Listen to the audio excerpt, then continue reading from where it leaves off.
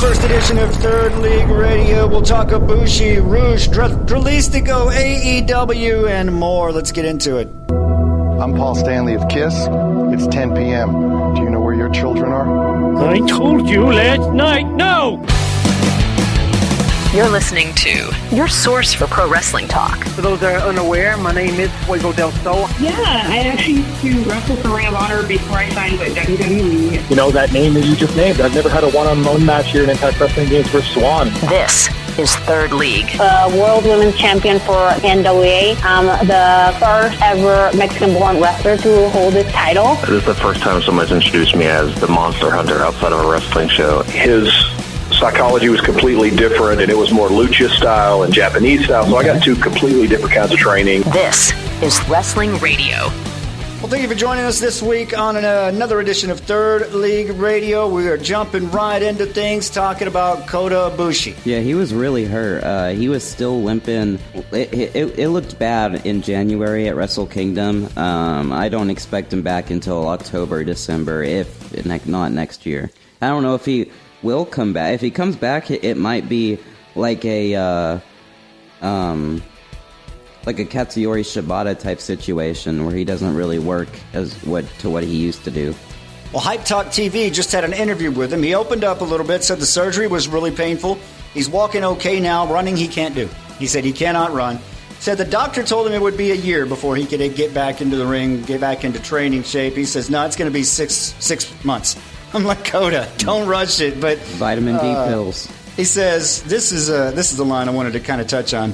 He says, sometimes, or just even once, I want to do an easy match.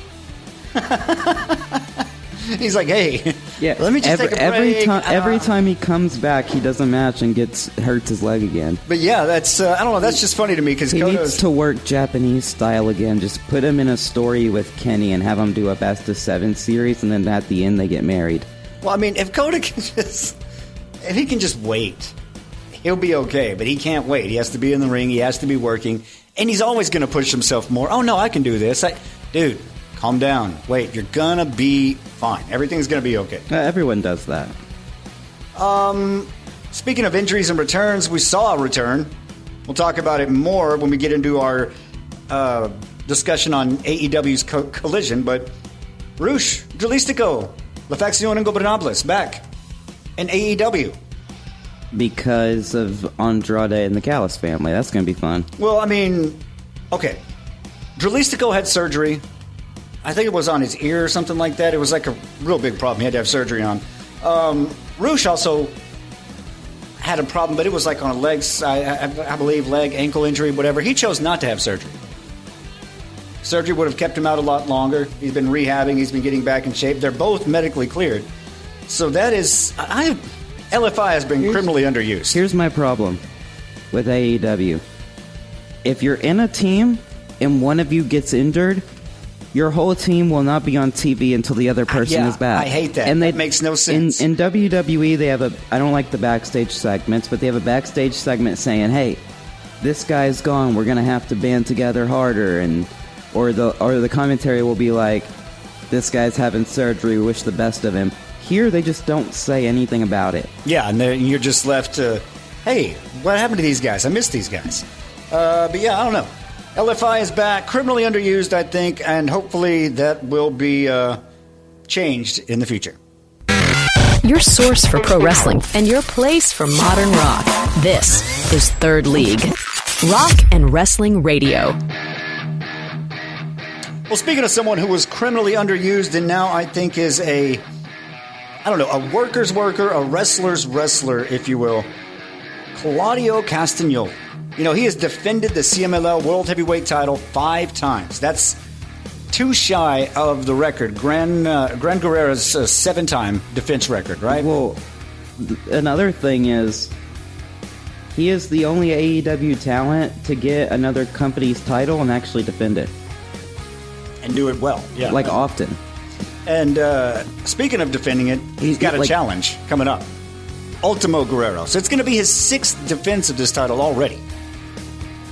And Ultimo Guerrero, of course... legendary. Related to Gran Guerrero. Of course, you know, Gran Guerrero held the title, or defended the title 7 times. Claudio. If he defeats him, it'll be 6. What I like about Claudio is that he's boosting CMLL and AEW with this. It's not just walking around with the title in AEW, which he does. He also wears a mask in AEW now on his ring entrances. Yeah. He actually goes back to Mexico, does promos, defends the title. Well, he got the challenge from Ultimo, and he sent a video back very quickly. He said, "See you on Friday." So he's like, "Okay, I'll see you there. I'm coming." Yep. But that's Viernes Espectacular. Well, I mean, Claudio is a wrestler's wrestler. I read a story about John Cena when he was doing that thing with Logan Paul. He was like, "Hey, you need to go watch Claudio. You need to watch AEW. You need to watch Claudio matches. You need to study him." So that's like Claudio is, like I said, a wrestler's wrestler. Everyone's looking up to this guy.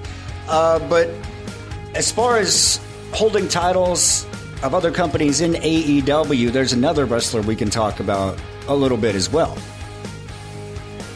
Sorry, I'm just trying to figure out who said this, but I recently watched an interview where it was like I think it was a WWE wrestler, where they were asking, like, who do you look up to? And they literally said Claudio. They didn't say Cesaro, they said Claudio. Yeah. And I don't remember who it was, but yeah, I mean, that shows you that he's so respected that people will not use his WWE name.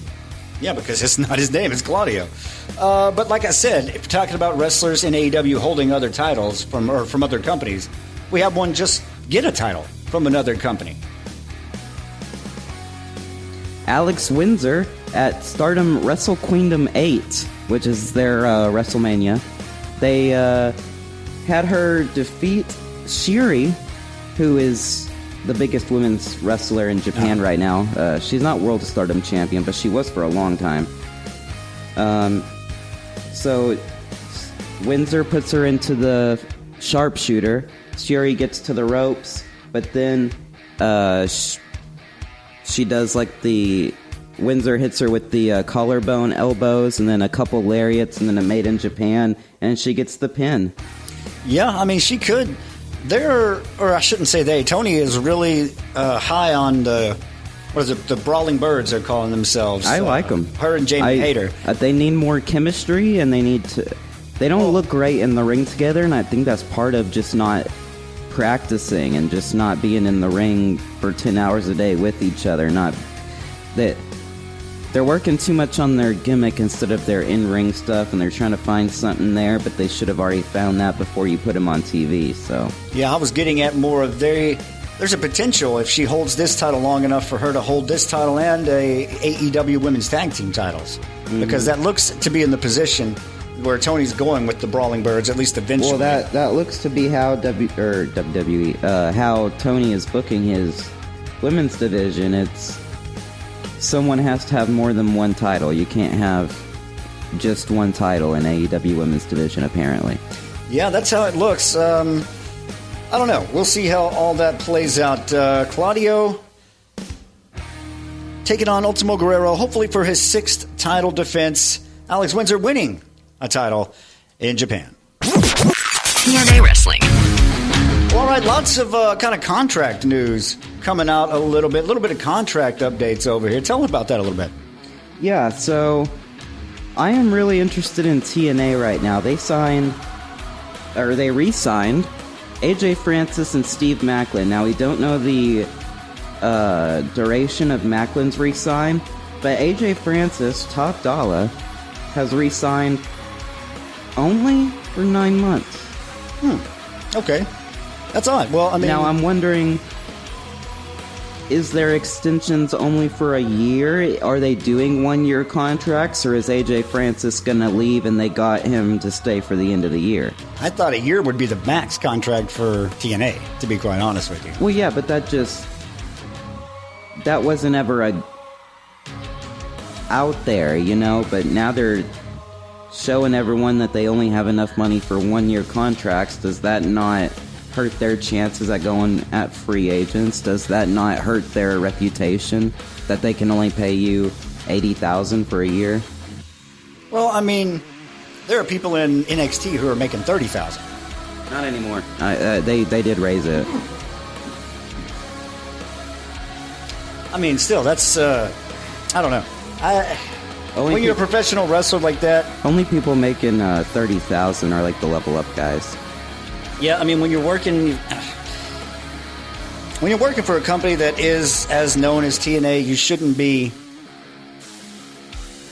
you shouldn't have to go ask for help from people like people in TNA do when they get injured.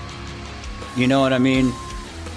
Who got injured recently, who's just now coming back, Chris Bay. He's getting ready to... I mean, he's training. I don't know if he'll ever come back, but he had to ask for help. And if he does, he's going to AEW. He had to get donations for that. I mean, that's... Chris Jericho donated, I think, like $5,000. Yeah. I mean, you shouldn't have to do that when you work for a company that's nationally known like TNA. Well, I mean, it's just how they marketed themselves, how they treated their business, how they did their work. When they were averaging 1 million viewers, when the TV was considered just sitcom wrestling and they were still averaging 1 million viewers, they still had money. But when you lost the Spike TV deal because you wouldn't fire Vince Russo, and you... Also, I heard that they couldn't buy Dixie's part out. They were trying to buy out Dixie since like 2008, but no, it couldn't hurt poor Dixie's feelings. Dixie has to be in it some way. They literally could not get Dixie to sell her part for years and years and years until like, what, 2017? Yeah, don't even get me started with Dixie Carter, but I don't know. I mean, when you're yoga TNA instructor, when you're TNA and I mean, like you said, at the time I stopped watching TNA, they were still getting like 1 million views, like 1 point something, and now... Oh, they could have, when they went head-to-head in 2010, they took, on average, for those 8 weeks, 300,000 viewers away from Raw. So it's not like they were unpopular or that people didn't want to watch it. The stories just weren't good. Hulk Hogan wasn't good. Wrestling wasn't good. Yeah, but Hulk Hogan had the fans and the merchandise sales, but he couldn't work a mic. But what I'm trying to say is, you go from that till we just saw a report that viewership is up for TNA by like 6%, almost 7%, and it's to 200-something thousand? 249,000. Yeah, I mean, come on. And they're on a national TV network because right now it's not good. It feels like NXT light. Well, that's all any WWE product will be. There's nothing different between NXT, Evolve, WWE, AAA. There's nothing different between them. Yeah, and I just... Same style, different characters. TNA was supposed to be different, where WWE was doing PG, TNA was still doing Attitude. They had the beer drinking championship, which wasn't defended drinking beer. You still had to wrestle for it. They had the X Division. They had people saying bitch. They had Austin Aries. You had Hulk Hogan. You had Bobby Roode. You still had so many Attitude Era style guys that were pushing what was the norm for 2012, pushing the boundaries of political correctness. That was the alternative. That's why they got so many viewers, and now they're not an alternative. They're the same thing as NXT. Why do you want to watch it? Yeah, exactly. There's no difference. And they're signing YouTubers to wrestling contracts. No difference at all. New Japan Pro Wrestling. Okay, New Japan Cup. We're going to give updates on the New Japan Cup, where the standings are now. We'll start on the left side of the bracket. Yuya Uemura, Great-O-Khan. Yuya gets the win in that one. Moves on to take on Drilla Maloney down below. That was a good match. There was interference, I believe, that caused Great-O-Khan to lose that match. So Yuya moves on to face Drilla Maloney. We got Aaron Wolf and Don Fale in the next match. Don Fale gets the win. He moves on to take on Shingo Takagi. Moving on real quick to Taichi and Ren Narita. Ren gets the win in this one. He moves on. And he would move on to take on Tomohiro Ishii, but Tomohiro got hurt. So he's moving on to take on Satoshi Kojima. Which had to be New Japan's last option, because I don't know the last time Satoshi has been welcomed into a New Japan ring. Beyond that, the reason why they had Ren Narita beat the white-hot Taichi was to face Tomohiro Ishii. So this is going to be a really, probably not a great match coming up. Well, you already talked about this one. ELP, Bolton Oleg. Oleg gets the win in that one. He'll move on to take on Hanare. To the right side of the bracket, Yoshihashi and Jake Lee. Jake Lee gets the victory on this one. Moving on to take on Hiroki Goto. Callum Newman over Oscar in this one. Of course, I kind of thought that one would be the case. They're trying to do something with United Empire. Yeah, well, Oscar and Yuto Ice are the hottest tag team in New Japan right now. They kind of wrestle like the Motor City Machine Guns a little bit. But Callum will move on to take on Hartley Jackson. Shota Umino and Chase Owens is next, and this one I thought could have been a toss-up. But I guess I was not reading the signs because Shota would be the winner in this one, moving on to take on Yujiro Takahashi. And you mentioned Yuto Ice. He would have a match with Ryohei Oiwa, but Oiwa would get the win in this one, moving on to take on Zack Sabre. We've already had one quarterfinal set because Yuya Uemura would take on Drilla Maloney and would get the win. Yuya would move on, and he's going to take on the winner of Don Fale and Shingo Takagi, and of course, it is going to be Shingo. There's no way Fale's getting that one. Yeah, Fale... believe he's part of House of Torture, and even with Evil Gone, they're still trying to do House of Torture. And that was how he got the win, I believe, over Aaron Wolf. And Aaron Wolf is extremely popular, but the match was notoriously bad. It didn't look good, and well, let's. Wolf is popular because of his gold medal. He was a gold medal winner in Japan. I believe one of the first in the sport, if not the first in the certain sport that he won the gold medal in. Yeah, I forgot what. But, yeah, that's our look at the New Japan Cup. Third League Radio. Let's move on. Let's move on to the week in AEW.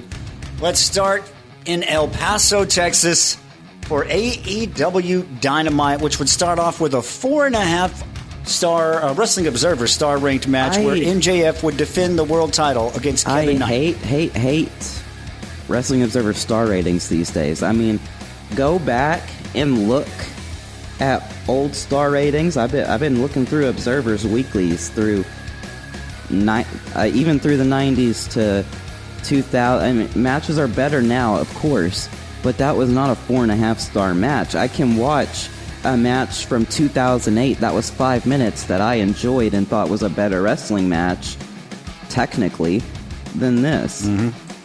Yeah. It was a great match, don't get me wrong, but 4.5? No way. Yeah, I haven't been... I like that Tony's getting behind Kevin Knight. I think he may be setting him up for failure, pushing him too far too quick. Hopefully I'm wrong on that, but yeah, we'll move on as we move on to a tag team match. This will be rated 3.5 stars. Darby Allin and Orange Cassidy would defeat the Dogs, Clark Connors and Gabe Kidd, and I did not like this decision. I think the Dogs coming in, they should have won. They got momentum behind them. They should get the victory over this. Well, David Finlay came... Well... He debuted, and then they beat up Darby Allin and Orange Cassidy. Yeah. But I don't think it was a 3.5-star match. Again, I would say 2.75 or 3. We'll move on to the Brawling Birds. We talked about Alex Windsor a little bit earlier in the show. Her and Jamie Hayter. Now, this was a bit of a shock to me. They defeat the Inspiration. That's Cassie Lee, Jessie McKay. They are the Iconics from NXT. It's not really shocking that they defeat them because, I mean, everyone's gone on record as saying if you're coming from WWE, you have to kind of earn your keep over here. But the fact that they beat them in 1 minute, 39 seconds. Well, I mean, they did their thing and everything, but here's the problem. When they debuted, there was no pop at all. No claps. Like, it's not that people didn't know who they were. People knew who they were. We knew they were coming in. People didn't care to see them, and then they got beat in a minute. Yeah. I mean, I just didn't see why you're... Okay, you want to have this known thing. I get it. But you want to push the Brawling Birds. I get it. But in pushing the Brawling Birds, have you just tanked your new signing? I don't know. Well, they didn't even bring them in for any specific reason. Like, Meltzer said he didn't think they would bring them in because they didn't really feel like AEW. They don't really look like they would work in AEW. Yeah. And that he only brought them in because they were tag team world champions in multiple promotions. But sometimes that's not what you want, and the fans are telling you that they don't really care for it. Yeah, we'll move on. We'll even skip past whatever that was with Adam Page, a 10-second thing. I don't even know. But Marty Snow. Al Snow's kid. Yeah, we're going to skip right to the Continental Title Eliminator match. 4-star rated match where Moxley would get the win over Hechicero in a move that I don't understand. I love Hechicero. I want to see him get pushed. But you've had people win eliminator matches recently or go the distance to get the title shot, and you've had it before specific matches, and it's elevated those people even in a loss. Why are you not letting you're not giving Hechicero a bone? You're not giving him anything. Hold on. The problem is when any match that you're against Moxley in a singles match, it is an eliminator match. Even if they don't call it that, it is, because if you draw or win, you're going to get a title match. So any match against the champion, singles match, is an eliminator match. But there's a little caveat here, because you can't have Hechicero win here, because eliminator matches, if you pass the challenge, you are the next competitor. You will be the next match, and they can't have that because Takeshita is next Sunday. So I don't doubt that they want to do a Hechicero title match. You don't have to have the next match. It's just that means that person is in line for a Continental title shot. No, it means they are next in line. That's not what that means. I'm pretty sure. We'll have to look that up. We agree to disagree on that. But I still do not agree with Hechicero getting the shaft in a lot of instances here. Him and the Beast Mortos, I think there should be a lot more done with him. But I think they do want to give Hechicero a title match here, and that's why they're establishing him in the Continental division. We're going to move on to a women's world title match, and a match that I think sets up a bigger story, as Tekla would get the win over Thunder Rosa. This, though, I think is setting up not only tension between Thunder Rosa and Chris Statlander, but potentially a triple threat between Tekla and those two for the women's world title. Yeah. That's exactly where they're heading. They found a new story that is somewhat interesting, where Toni Storm doesn't have to have the title, so kudos to them. And in the main event, the World Trios title would be on the line. It'd be a 4.5-star rated match as the Don Callis family, Okada, Kyle Fletcher, and Mark Davis would defeat, I can't say the name, would defeat Horsecock, Adam Page, Kevin Knight, and Mike Bailey for the World Trios titles. I didn't watch all of it, but what, 4.5? No way. Yeah, it was a good match. The title change, maybe it made sense. If you haven't been paying attention, like when they first made up, you're like, okay, it's a throwaway, it's another. But if you watch it, you're like, okay, yeah, the title's changing tonight, and then it did change tonight, and that was a little bit okay, wow. But 4.5, maybe 4, I don't know. But Wrestling Observer title or Wrestling Observer star ratings have been, I don't know, a little bit trying to play to a WWE crowd, I guess. You know what? Next week, we're not going to mention Wrestling Observer ratings. We're going to mention the Third League ratings. Right on. Well, then get to rating. Get a system figured out. But that is a look. I have it. I just don't pull it up. That's a look at Dynamite. From El Paso to Tucson, it is AEW Collision number 134. And it would start off with a World Tag Team title match. This was a pretty good match to start this one. Lasted a little over 15 minutes. Really showed the Rascals in a good light. But FTR, they would get the win. They would defeat the Rascals in 15 minutes, 3 seconds. But then we move on. Daniel Garcia, Tommaso Ciampa. Well, this was okay. I don't know exactly what's going on here, but Briscoe is coming out as FTR is leaving, and remotely simple. Yeah, I know. But anyway, Briscoe's coming out as FTR is leaving. There's a little confrontation there. Tommaso Ciampa takes out Briscoe. Tommaso Ciampa takes out Mark Briscoe, seemingly aligning himself somewhat with FTR. And then we go into this Daniel Garcia-Tommaso Ciampa match, which Daniel Garcia would get the win, oddly enough. Yeah, see, that makes sense. Bald men with beards stick together, and then I really thought he was going to team with Mark Briscoe, though, and that would be like an ROH team, but whatever. But it surprised me that Daniel Garcia would get the win over that. Daniel Garcia, okay, baby faces are strong in AEW, and I mean all of them, all baby faces are Super Cena, so you have to take that into account. We'll move right along as we are continuing on in Collision. Swerve Strickland would defeat Gravity. I haven't seen Gravity in, I forgot he was on the roster. Yeah, he got hurt. I loved Gravity. Just under 4 minutes, Swerve gets the win in this one, really continuing on in that evil Swerve character.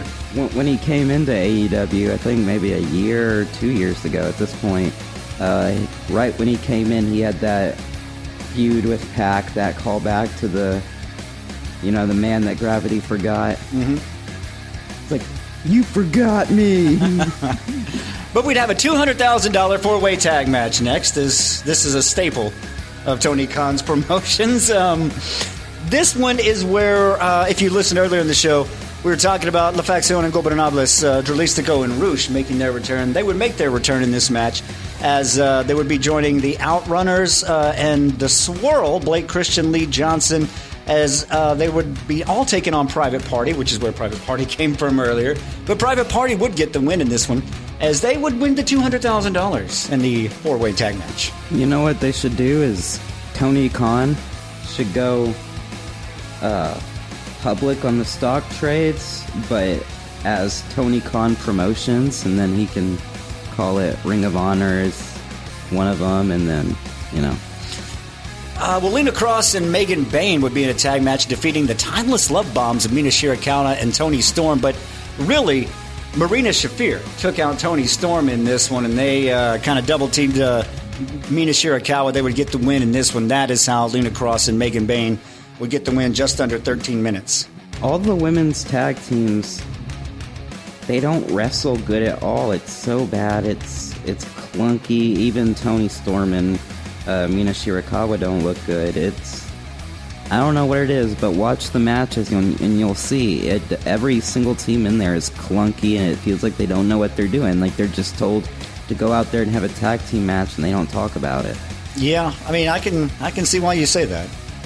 We'll move on, though, to the six-man tag team match where David Finlay would make his AEW in-ring debut as he would team with Clark Connors and Gabe Kidd to defeat Cosmo Orion, GMO Kaminari, and Jaden Monroe. The Bullet Dogs. It was really just a squash match that lasted almost 2 minutes, really. So we know Jay White is back. He's just making sure he's okay. So when he comes back, it'll be Dogs and Bullet Club for who's the real Bullet Club. Dogs and Bang Bang Gang, yeah, for who's the real Bullet Club. Oh, yeah.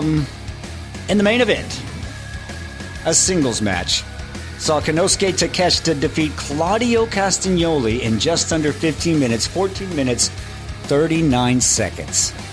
So, as Konosuke is headed into the match with Moxley, he gets the win over a Death Rider. You know what that means? That means that after Claudio beats Ultimo Guerrero for his 6th defense, who is he going to fight for his 7th? Takeshita. Yeah, I don't know if... Because Takeshita just beat him. Well, I know, but I don't know if CMLL would really... Because they really kind of want... Claudio would keep it. You know, they really kind of want their... Claudio would beat Takeshita. I know, but they really kind of want their own talent to be taking on Claudio. It'll be in CMLL, the match. Maybe there's a Fantastica Mania or something coming up. Oh, but that is there a look... is, the one with MLW. There you go. There's a look at AEW this week. This week in history. Okay, it is This Week in History time, March 2nd through, March 8th. That's what we're going through this week. And, again, I'm going to go back to 1922. We're going to start back in the old days. March 3rd, 1922, Ed Strangler Lewis would defeat Stanislav Zbyszko to take the World Heavyweight Championship in Wichita, Kansas, of all places. The World Heavyweight Championship was defended in Wichita, Kansas in 1922 by a guy named Stanislav Zbyszko. Of course, he lost, but still. Washita, Kansas. No, it's Wichita. I know. Okay. It was a joke off the Washita's Washita commercial. Yeah, okay. Because the Washita commercial goes, people call it Wichita, but it's actually Washita. Huh, did not see that. Yeah. March 8th, 1987, WWF. You know what? I really just put this one in for one of the people in it. WWF held a tag team tournament in East Rutherford, New Jersey, March 8th, 1987. In the final match, Bret Hart and Jim the Anvil Neidhart were victorious over the team of Rick Martel and Tom Zink, the Z-Man. He's the reason that got into This Week in History. You always got to give the Z-Man some love. Well, new segment here. We're still in This Week in History. What are you doing? Oh, are you? Yes. Okay, never mind. Continue. This Week in History, March 2nd, 2008. Takeshi Morishima would end Mitsuhara Misawa's 448-day reign as the GHC heavyweight champion with a win in Tokyo. Yeah, and Morishima would, I think maybe this was before or after, but Morishima went on a big run, like a worldwide run, maybe with that title, but he would go to Ring of Honor and have a best of 3 with Bryan Danielson. He went over to the UK. He did a lot in New Japan. I mean, Morishima was the bridger of promotions back in the day. Well, sadly, Mitsuharu Misawa would pass away the next year in the ring, actually. That was a sad, tragic event. But we'll move on to the big portion of This Week in History. March 6th, 1972.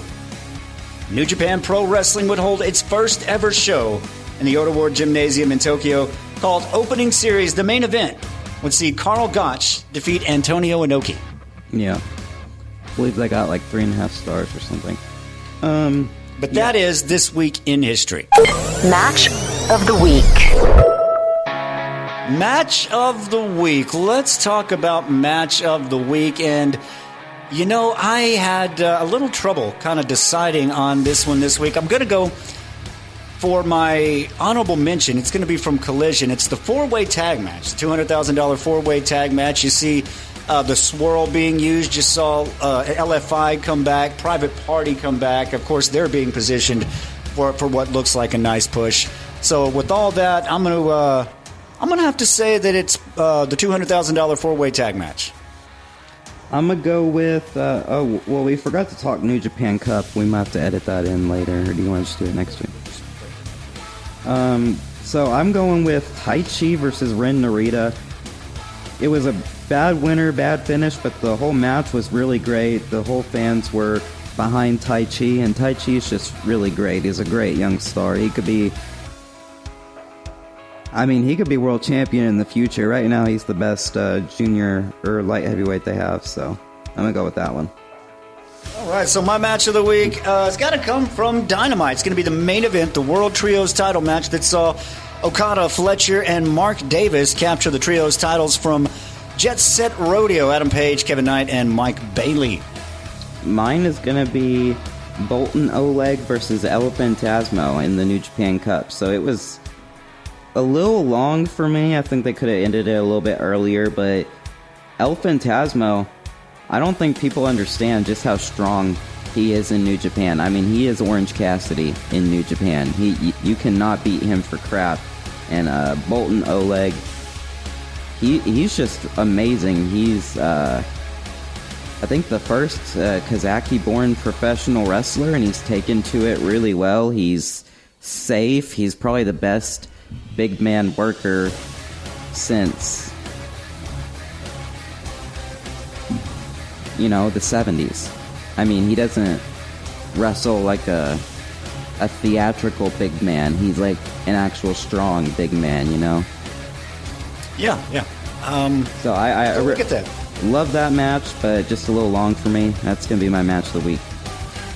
All right, and that is the segment we call Match of the Week.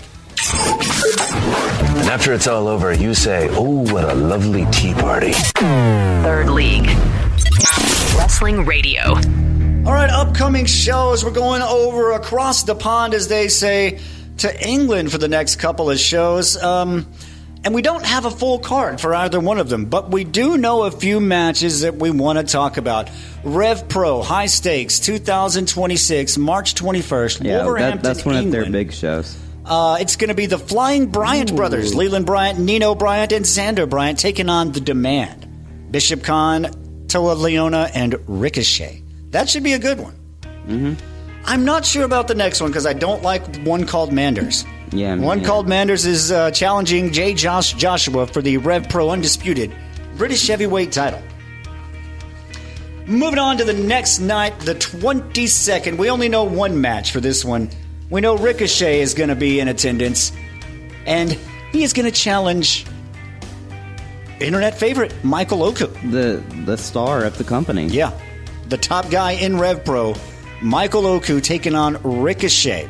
That is coming up March 22nd. That's Rev Pro live in Coventry. And that is a look at our upcoming shows. That has been it for us.